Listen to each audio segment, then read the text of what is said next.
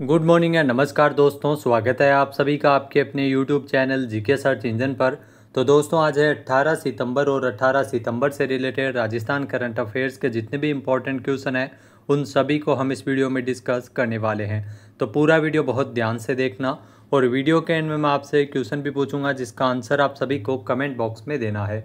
कल के वीडियो में मैंने आपसे एक क्वेश्चन पूछा था जो था हाल ही में किस कंपनी को राजस्थान विजनरी इन सोलर पैनल मैन्युफैक्चरिंग अवार्ड से सम्मानित किया गया था।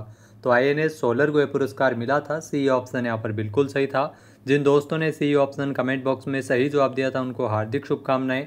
तो माई एफएम द्वारा आयोजित राजस्थान विजनरी समिट 2025 में आईएनएस सोलर जो कि देश की अग्रणी सोलर पैनल मैन्युफैक्चरिंग कंपनी है उसको राजस्थान विजनरी इन सोलर पैनल मैन्युफैक्चरिंग अवार्ड से सम्मानित किया गया। यह प्रतिष्ठित सम्मान राजस्थान के उप मुख्यमंत्री प्रेमचंद बैरवा और बॉलीवुड सुपरस्टार सुनील शेट्टी द्वारा आईएनएस सोलर के चेयरमैन मनीष गुप्ता, प्रबंध निदेशक विकास जैन और नॉन एग्जीक्यूटिव डायरेक्टर पायल गुप्ता और एकता जैन को प्रदान किया गया। आईएनएस सोलर को यह अवार्ड सौर ऊर्जा के क्षेत्र में उत्कृष्ट योगदान और अभिनव तकनीक के माध्यम से राज्य और देश को ऊर्जा आत्मनिर्भर बनाने की दिशा में महत्वपूर्ण कार्य के लिए दिया गया है। तो चलिए शुरू करते हैं, लेकिन उससे पहले कल के क्वेश्चन का रिवीजन। तो कल के इम्पोर्टेंट क्वेश्चन थे राजस्थान में सहकारिता विभाग द्वारा सहकार सदस्यता अभियान कब संचालित किया जाएगा। तो 2 से लेकर 15 अक्टूबर तक सहकार सदस्यता अभियान का आयोजन है वो राजस्थान में किया जाएगा। नेक्स्ट है दुर्गापुरा स्थित राजस्थान कृषि अनुसंधान संस्थान जयपुर के वैज्ञानिकों ने जौ की कौन सी नई किस्म विकसित की है। तो RD3064 ये जौ की उन्नत किस्म है जो विकसित की गई है। नेक्स्ट है राजस्थान में राष्ट्रभाषा हिंदी प्रचार समिति श्री डूंगरगढ़ द्वारा मालाराम माली स्मृति साहित्यश्री सम्मान 2025 किसे प्रदान किया गया। डॉक्टर पद्मजा शर्मा को यह पुरस्कार मिला था। नेक्स्ट है राजस्थान में अब मुख्यमंत्री मंगला पशु बीमा योजना में प्रत्येक ऊंट पालकों को कितने ऊंटों का निःशुल्क बीमा किया जाएगा। तो अब 10 ऊंटों का निःशुल्क बीमा किया जाएगा जो कि पहले 1 ऊंट का किया जाता था। नेक्स्ट है जयपुर के जवाहर कला केंद्र में सुरताल कला महोत्सव का 16 सितंबर को शुभारंभ किसके द्वारा किया गया। दिया कुमारी जो कि उप मुख्यमंत्री और पर्यटन मंत्री है, इनके द्वारा शुभारंभ किया गया। तो चलिए शुरू करते हैं आज के राजस्थान करंट अफेयर्स। पहला क्वेश्चन है राजस्थान में साल 2024-25 की बजट घोषणा के अनुरूप प्रथम चरण में कितनी आबादी के गांवों में अटल प्रगति पथ का निर्माण करवाए जाने की घोषणा की गई है। तो 10,000 से अधिक आबादी वाले गाँवों में प्रथम चरण में अटल प्रगति पथ का निर्माण है वो किया जाएगा। बी ऑप्शन यहाँ पर बिल्कुल सही है। आइए जानते हैं इम्पोर्टेंट फैक्ट्स। तो साल 2024-25 की बजट घोषणा के अनुसार सार्वजनिक निर्माण विभाग के द्वारा राजस्थान में गाँव में शहरी क्षेत्रों के समकक्ष सुविधाएं विकसित करने के उद्देश्य से गाँव में सीमेंट कंक्रीट के अटल प्रगति पथ बनाए जाने की योजना प्रारंभ की गई है। प्रथम चरण में 10,000 से अधिक आबादी वाले गाँव और द्वितीय चरण में 5,000 से 10,000 तक आबादी वाले गाँवों में सीमेंट कंक्रीट के अटल प्रगति पथ का निर्माण है वो चरणबद्ध रूप से किया जाएगा। योजना का कुल बजट 500 करोड़ रुपए है और योजना का संचालन सार्वजनिक निर्माण विभाग के द्वारा किया जाएगा। यह योजना राजस्थान के फ्लैगशिप कार्यक्रम में शामिल है। नेक्स्ट जो क्वेश्चन है, हाल ही में राजस्थान के राज्यपाल के द्वारा किसे राज्य का मुख्य निर्वाचन आयुक्त नियुक्त किया गया। तो मोस्ट इंपॉर्टेंट क्वेश्चन, राजस्थान का मुख्य निर्वाचन आयुक्त नियुक्त किया गया राजेश्वर सिंह को, जो आप तस्वीर में देख सकते हैं। सी ऑप्शन यहाँ पर बिल्कुल सही है। आइए जानते हैं इम्पोर्टेंट फैक्ट्स। तो रिटायर्ड आईएएस अधिकारी राजेश्वर सिंह को राजस्थान का नया मुख्य निर्वाचन आयुक्त नियुक्त किया गया है। राज्य के मुख्य निर्वाचन आयुक्त रहे मधुकर गुप्ता का कार्यकाल खत्म होने के बाद राजेश्वर सिंह को यह जिम्मेदारी दी गई है। 16 सितंबर को राजस्थान के राज्यपाल हरिबाबू बागड़े ने जो पूर्व आईएएस अधिकारी राजेश्वर सिंह इनको राज्य का मुख्य निर्वाचन आयुक्त के रूप में नियुक्ति को मंजूरी प्रदान की गई है। पूर्व आईएएस अधिकारी मधुकर गुप्ता को अगस्त 2022 में राज्य निर्वाचन आयुक्त के पद पर नियुक्त किया गया था। अब उनका कार्यकाल खत्म हो गया और रिटायर्ड आईएएस अधिकारी राजेश्वर सिंह को ये जिम्मेदारी उनके स्थान पर सौंपी गई है। राजेश्वर सिंह राजस्व बोर्ड के अध्यक्ष भी रह चुके हैं। इसके अलावा एसीएस के पद पर पिछले साल से ही ये रिटायर हुए थे। पिछली सरकार में पंचायतों के पुनर्गठन में एसीएस रहते हुए उन्होंने महत्वपूर्ण भूमिका निभाई थी। इसके अलावा राजस्थान में प्रमुख आयोगों से संबंधित वीडियो है वो इसी चैनल पे आपको मिल जाएगा, जिसमें आरपीएससी, मानवाधिकार आयोग, लोकायुक्त, इन सभी से संबंधित महत्वपूर्ण जानकारी है वो अपडेटेड मोड में आपको प्रोवाइड करवाई गई है। नेक्स्ट क्वेश्चन है, हाल ही में केंद्र सरकार की एम्पावर्ड कमेटी ने राज्य में कितने मेगावाट की कोल आधारित परियोजना को स्थापित किए जाने को लेकर मंजूरी प्रदान की गई है। तो भारत सरकार की एम्पावर्ड कमेटी के द्वारा 3200 मेगावाट क्षमता की कोल आधारित परियोजना को राजस्थान में स्थापित किए जाने को लेकर मंजूरी प्रदान की गई है। ए ऑप्शन यहाँ पर बिल्कुल सही है। आइए जानते हैं इम्पोर्टेंट फैक्ट्स। तो भारत सरकार की एम्पावर्ड कमेटी के द्वारा राज्य में 3200 मेगावाट की कोल आधारित परियोजना को स्थापित किए जाने को लेकर मंजूरी प्रदान की गई है। मुख्यमंत्री भजनलाल शर्मा के प्रयासों से केंद्र सरकार की अधिकार प्राप्त समिति यानी एम्पावर्ड कमेटी ने परियोजना को राजस्थान में स्थापित करने का निर्णय लिया है। 3200 मेगावाट की कोल आधारित परियोजना की स्थापना से लगभग 40,000 करोड़ रुपए का निवेश होगा, जिससे राज्य में राजस्व वृद्धि के साथ साथ रोजगार के नए अवसरों का सृजन भी किया जाएगा। नेक्स्ट क्वेश्चन है, राजस्थान में 8वां राष्ट्रीय पोषण माह की शुरुआत है वो कब से हुई है? तो 17 सितंबर से शुरू हुआ है 8वां राष्ट्रीय पोषण माह। सी ऑप्शन यहाँ पर बिल्कुल सही है। राजस्थान में 17 सितंबर से जितने भी अभियान शुरू हुए हैं, इसके अलावा ग्रामीण और शहरी सेवा शिविर है, उसका वीडियो भी आपको इसी चैनल पे मिल जाएगा, जहां पर आपको आने वाले एग्जाम की दृष्टि से महत्वपूर्ण अभियान जो 17 सितंबर को शुरू हुए थे उन सभी के बारे में महत्वपूर्ण जानकारी है। नेक्स्ट अगर बात करें इंपॉर्टेंट फैक्ट्स की, तो राजस्थान में 8वां राष्ट्रीय पोषण माह 2025 की शुरुआत है वो 17 सितंबर से हुई है, जो कि 16 अक्टूबर तक आयोजित होगा। पिछले पोषण पखवाड़े में राजस्थान ने उत्कृष्ट प्रदर्शन करते हुए पूरे देश में पहला स्थान प्राप्त किया था।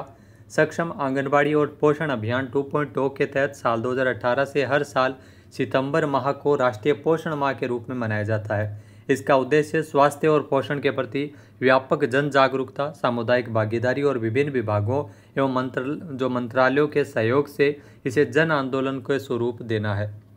नेक्स्ट क्वेश्चन है, राजस्थान के किस जिले में पायलट प्रशिक्षण के लिए एविएशन ट्रेनिंग इंस्टीट्यूट स्थापित किया जाएगा? तो कोटा में इस इंस्टीट्यूट की स्थापना होगी। बी ऑप्शन यहाँ पर बिल्कुल सही है। आइए जानते हैं इम्पोर्टेंट फैक्ट्स। तो कोटा में झालावाड़ रोड स्थित कोटा में वर्तमान एयरपोर्ट परिसर में एविएशन ट्रेनिंग इंस्टीट्यूट स्थापित किया जाएगा, जिसे एयरपोर्ट की जगह का भी उपयोग है वो किया जा सकेगा।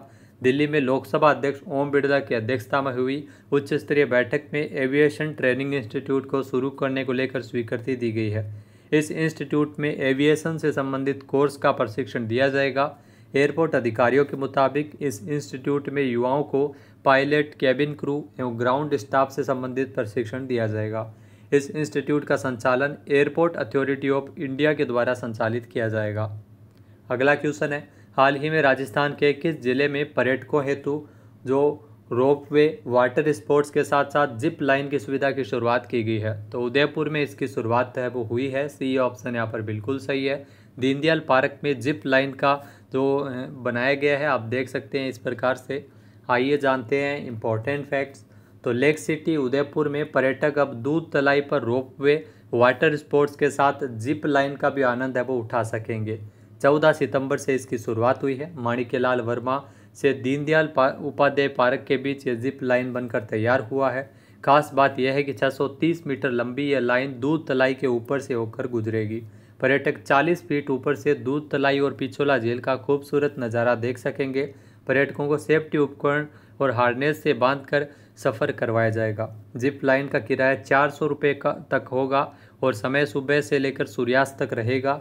दोनों पार्कों पर इसके स्टैंड भी तैयार किए गए। निगम ने थ्रिल जोन एडवेंचर कंपनी को 67.90 लाख में 5 साल के लिए इसका कॉन्ट्रैक्ट है वो दिया है।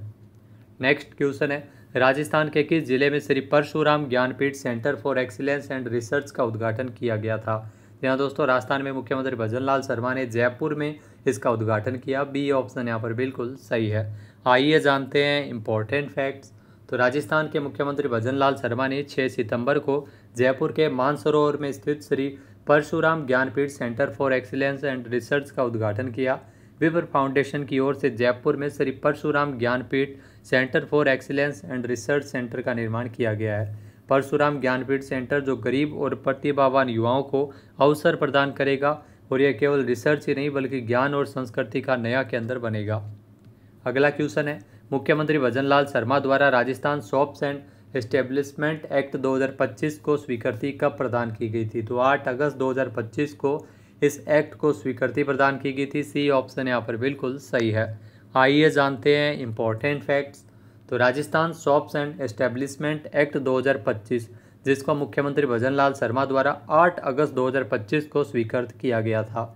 यह एक्ट राजस्थान दुकान और वाणिज्यिक अधिनियम 1958 में संशोधन का परिणाम है। इस एक्ट के तहत जी हाँ 10 तक के श्रमिकों का नियोजन करने वाली संस्थाओं को पंजीयन प्रावधानों में छूट मिलेगी। इससे छोटी दुकानों और वाणिज्यिक संस्थानों को व्यापार करने में सहूलियत मिल सकेगी। नेक्स्ट क्वेश्चन है, हाल ही में किसने मणिपुर उच्च न्यायालय के 10वें मुख्य न्यायाधीश के रूप में शपथ ली है? तो मणिपुर हाईकोर्ट के 10वें मुख्य न्यायाधीश के रूप में शपथ ली है न्यायमूर्ति एम सुंदर ने, जो आप तस्वीर में देख सकते हैं। ए ऑप्शन यहाँ पर बिल्कुल सही है। आइए जानते हैं इम्पोर्टेंट फैक्ट्स। तो न्यायमूर्ति एम सुंदर ने मणिपुर हाईकोर्ट के 10वें मुख्य न्यायाधीश के रूप में शपथ ली है। मणिपुर के राज्यपाल अजय कुमार भल्ला ने इम्फाल के राजभवन में स्थित दरबारा हॉल में उन्हें शपथ दिलाई थी। न्यायमूर्ति सुरेंद्र न्यायमूर्ति केम्पैया सोमशेखर का स्थान लेंगे। सर्वोच्च न्यायालय कॉलेजियम ने इस पद के लिए उनकी अनुशंसा भी की थी।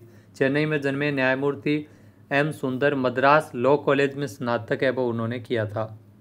नेक्स्ट है, हाल ही में अपोलो टायर्स कंपनी किस वर्ष तक भारतीय क्रिकेट टीम की जर्सी प्रायोजक बनी है? यहाँ अपोलो टायर्स है जो भारतीय टीम का जर्सी प्रायोजक यानी स्पॉन्सर बना है जर्सी का 2028 तक।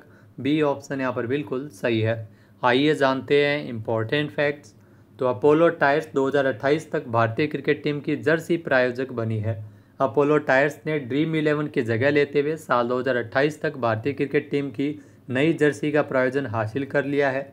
579 करोड़ रुपए का ये समझौता 2.5 वर्ष की अवधि के लिए है, जो कि मार्च 2028 में समाप्त होगा। अपोलो टायर्स प्रति मैच 4.5 करोड़ रुपए का भुगतान करेगा, जो ड्रीम 11 के प्रति मैच 4 करोड़ रुपए के योगदान से कहीं अधिक है। इस सौदे में 121 द्विपक्षीय मैच और 21 आईसीसी आयोजन भी शामिल है। बात करते हैं आज के हमारे क्विज के, जिसका आंसर आप सभी को कमेंट बॉक्स में देना है। तो आज का क्विज है, हाल ही में दुर्गापुरा स्थित राजस्थान कृषि अनुसंधान संस्थान के वैज्ञानिकों ने जौ की कौन सी नई किस्म विकसित की है? एक बार फिर से सुनिएगा।